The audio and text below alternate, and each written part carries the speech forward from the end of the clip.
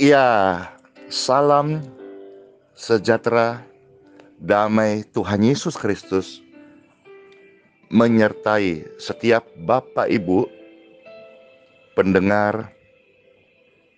Hari ini Kamis 28 Mei 2020, sebuah kehormatan dan kasih karunia dari Tuhan Yesus.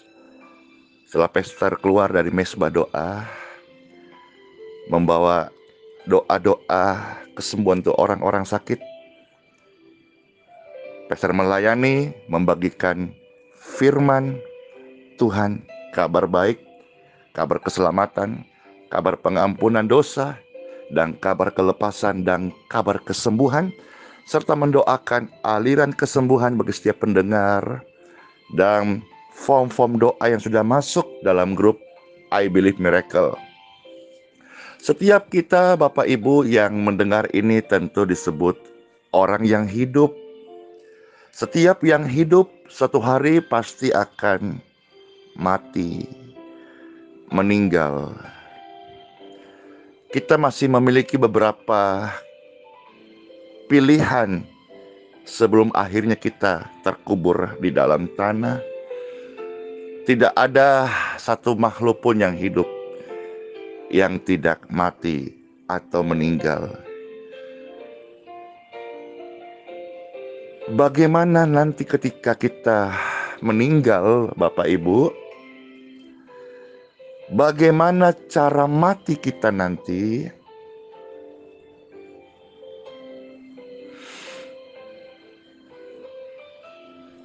Itu ditentukan dari cara hidup kita hari ini.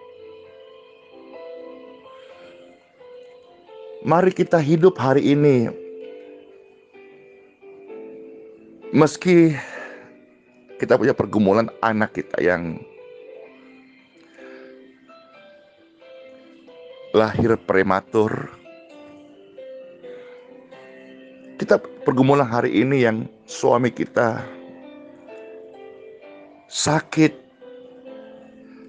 kita punya pergumulan hari ini wanita ibu yang mengalami benjolan atau kanker di tubuhnya.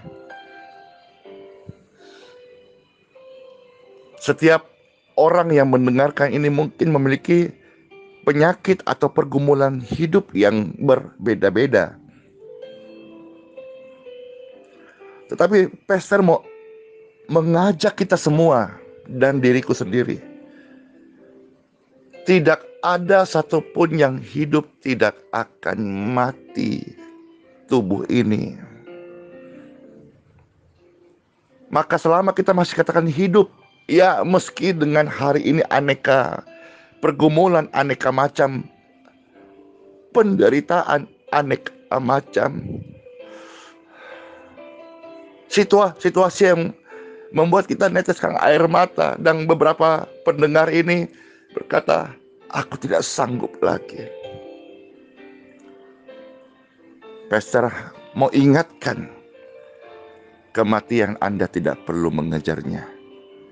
One day dia pasti menghampirimu, pasti menghampiriku. Namun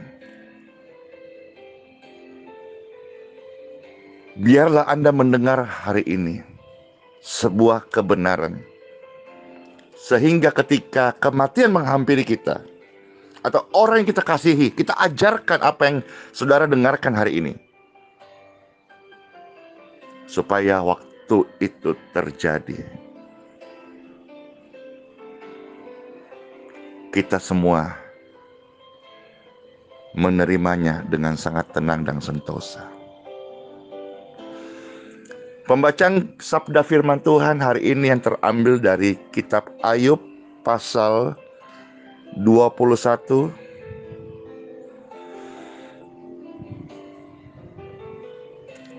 ayat 23,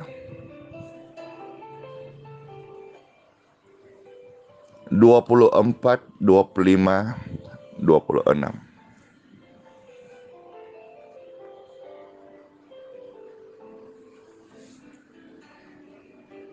Kitab Ayub pasal 21 ayat 23 sampai 26. Yang seorang mati dengan masih penuh tenaga. Jadi ada yang mati, tapi dalam kondisi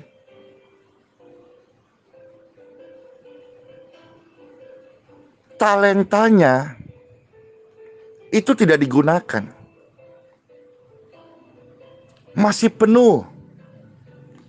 Kalau Bapak Ibu tahu bahwa di manakah museum yang menyimpan terbanyak talenta-talenta hebat yang terkubur, itu adalah di tanah kuburan.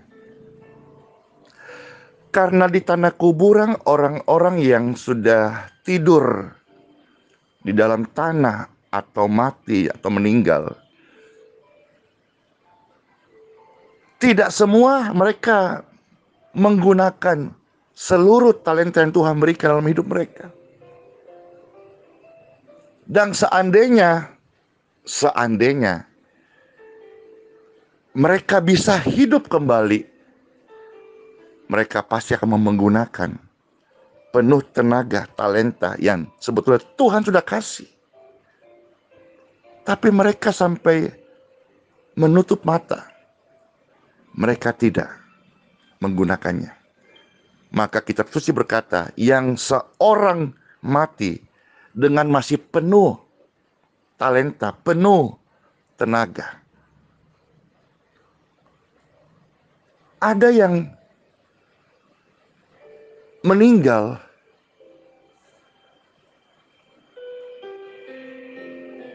dengan sangat tenang.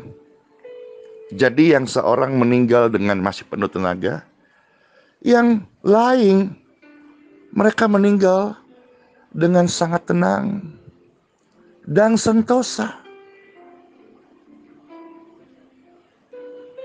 Saya memilih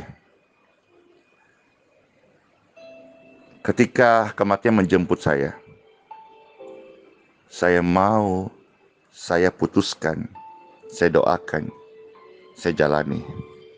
Dan ketika kematian menjemput saya sangat tenang.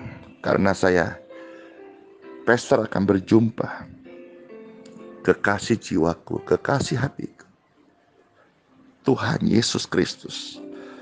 Sehingga tidak ada rasa takut akan penghakiman.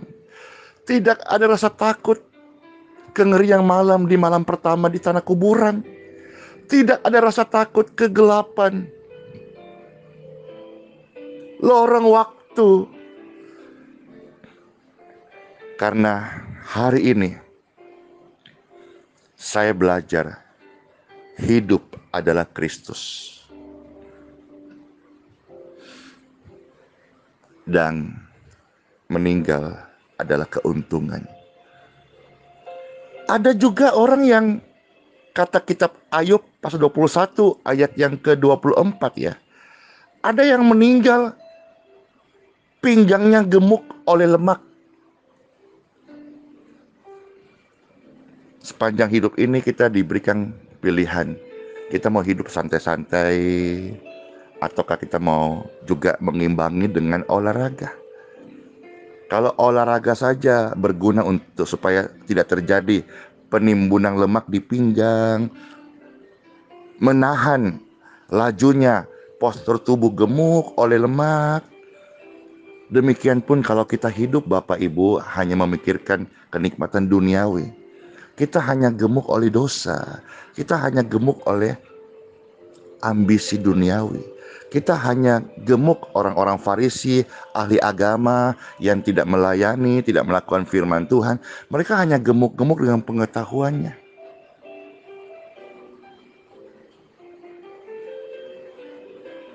Jangan sampai deh kita meninggal dalam keadaan gemuk oleh lemak.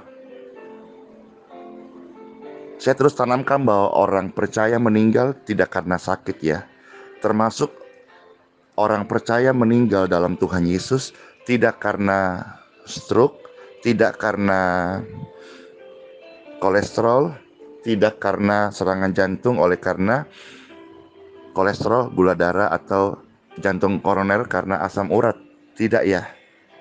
Karena kita selama hidup, ya Bapak Ibu mendengar ini berarti masih hidup kan? Mari kita mulai menjaga hidup kita, hidup yang baik, hidup yang disertai dengan olahraga. Kalau olahraga saja berguna untuk hidup hari ini, mari kita hidup disertai dengan ibadah.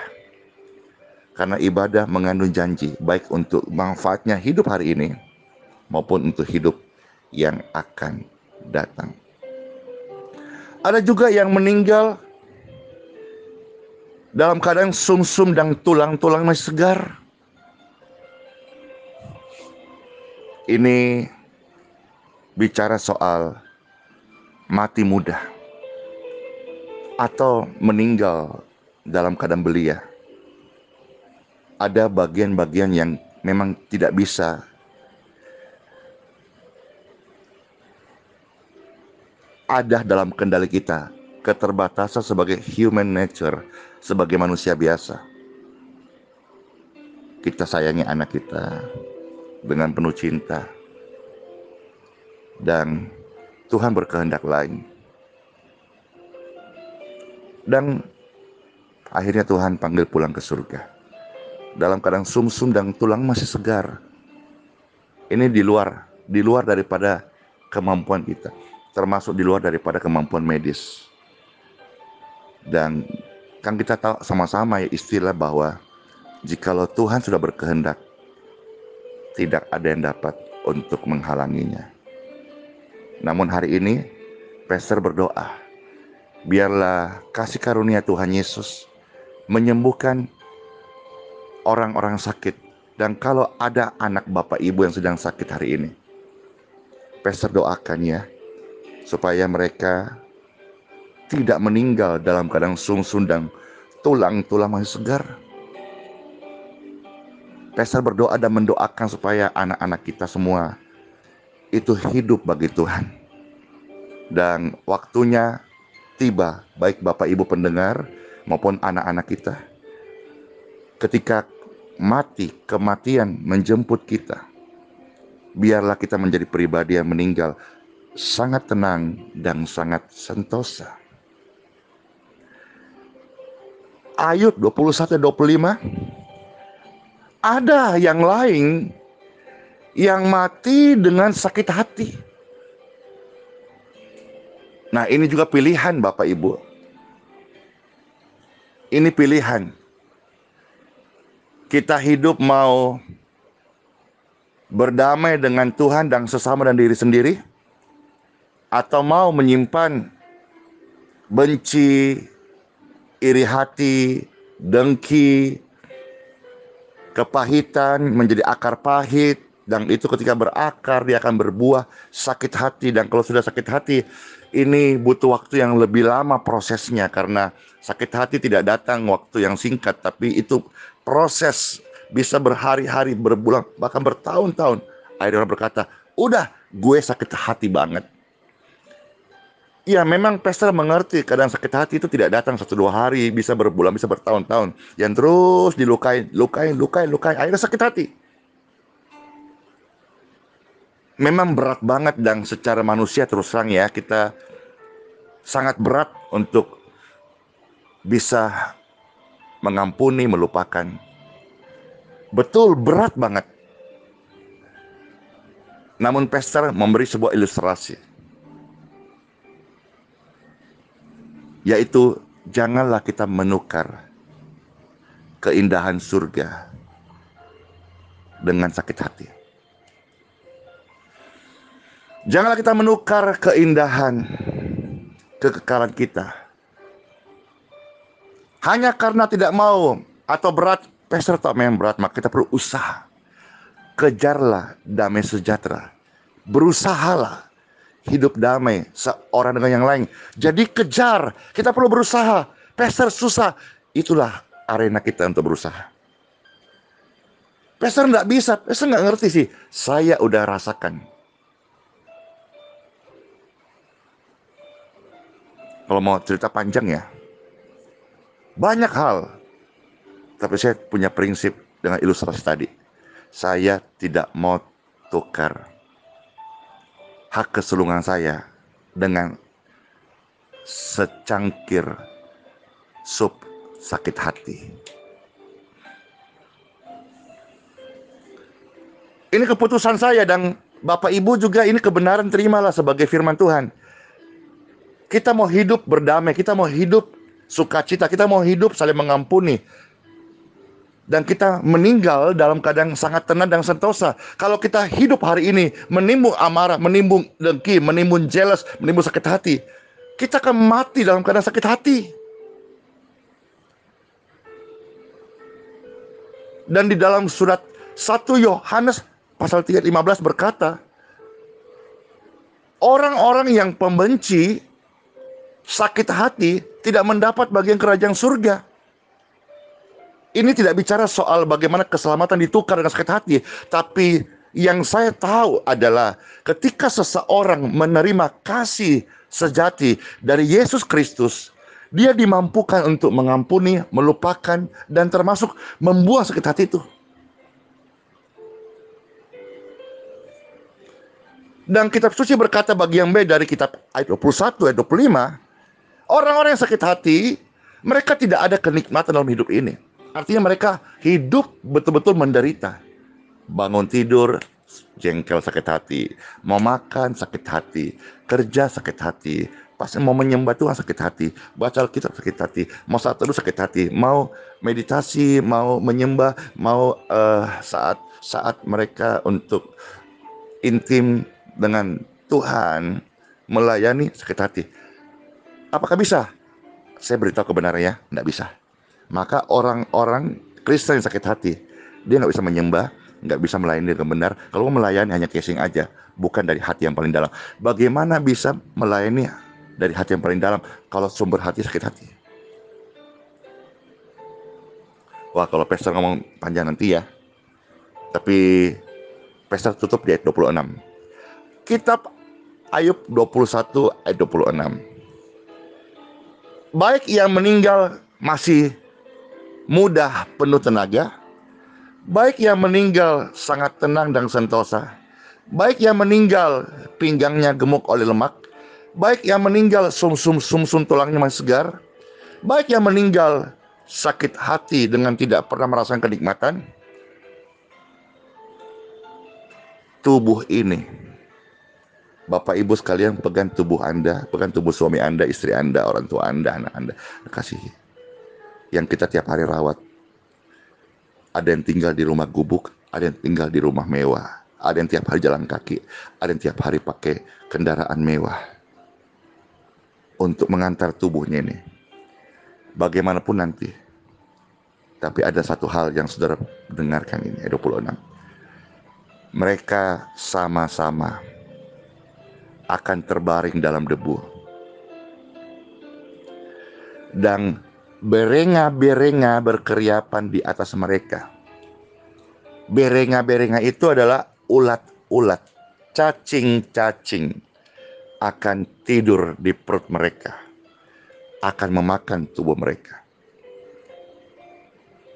Jadi cara hidupmu seperti apa hari ini? Mau berkeluh kesah, mau sungut-sungut, masuk, akan masuk peti, terbaring dalam debu, dari debu tanah balik kepada debu tanah. Dan tubuh ini akan dimakan cacing-cacing. Apalagi hari ini musim hujan.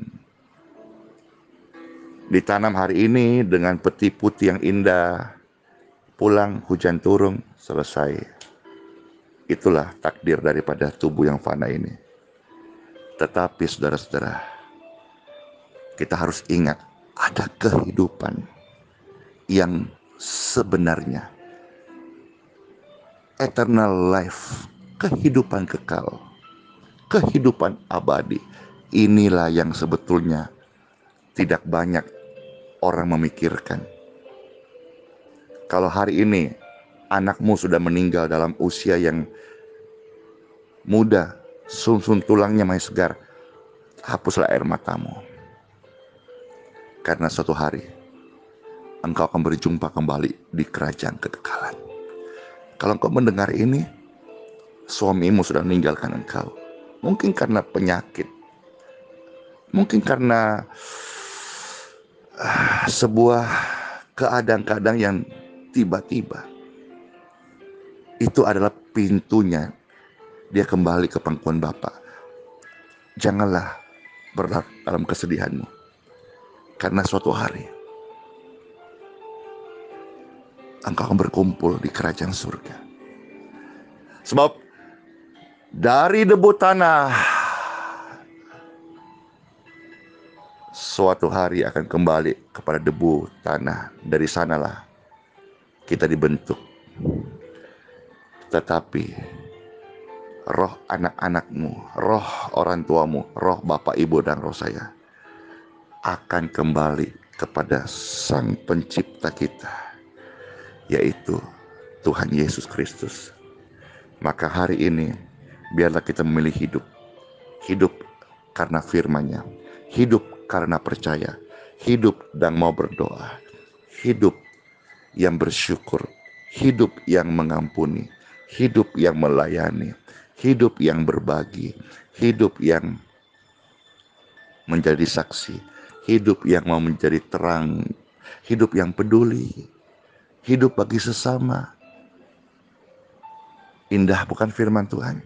Sehingga ketika waktu ini selesai, kita meninggal dalam keadaan sangat tenang. Apa yang Tuhan kasih talentamu? Anda punya banyak talenta dan mungkin berbeda-beda pastinya. Gunakanlah itu selama kita masih hidup. Waktu kita ditanam dalam tanah, pastikan kita sudah dalam keadaan kosong.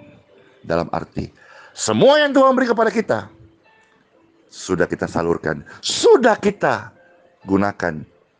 Jangan sampai kita menjadi penambah museum-museum di tanah kuburan. Karena selama kita hidup, kita tidak berbuat apa-apa dengan apa yang Tuhan kasih talenta kita. Waktu meninggal hanya tinggal penyesalan. Let's pray. Tuhan Yesus, firman-Mu abadi, firman-Mu kehidupan. Terima kasih.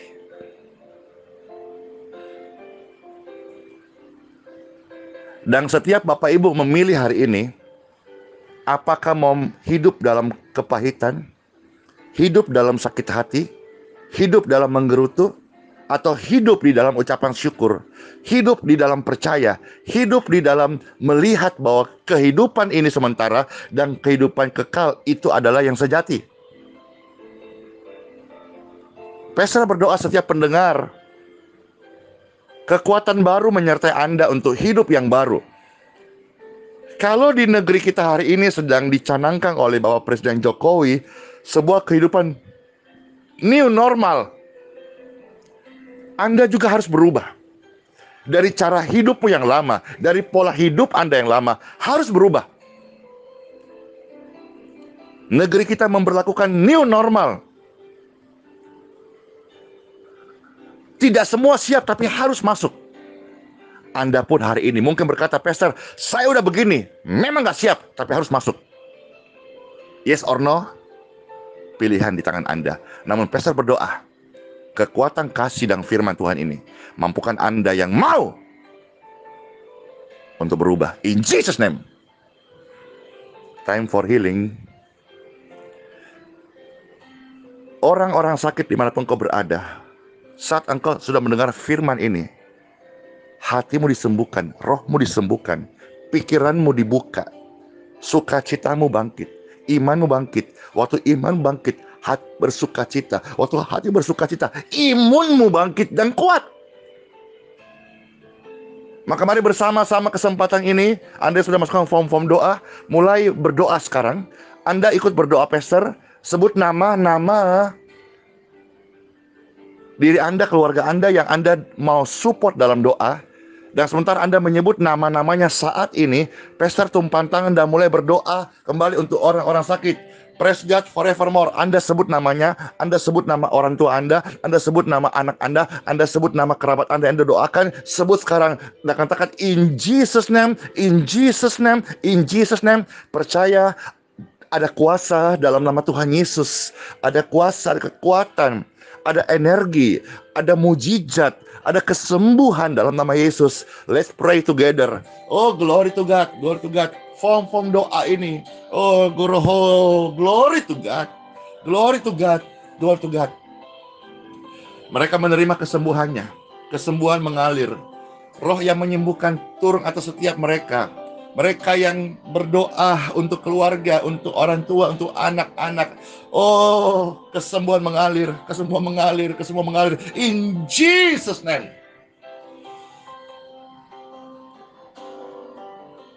Demi kemurahan Tuhan, saya berdoa, mujizat penyembuhan terjadi atas tubuh mereka, nafas, dada, tulang, darah, penglihatan, kaki, lever, ginjal, jantung. Anak-anak yang cacat, autis, anak-anak yang kekurangan, terima kesempurnaan, terima kekuatan, terima mujizat. In Jesus' name.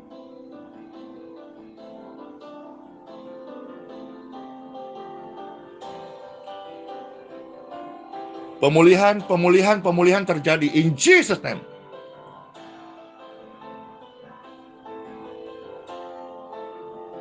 Pastor berdoa dan meminta kepada Bapa, nama-nama yang ada di form doa ini,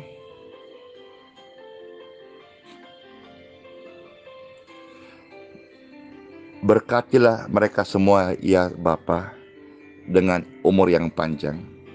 Mereka sehat-sehat terus dan panjang umur dalam kasih karunia Bapa di surga. Di dalam nama Tuhan Yesus Kristus.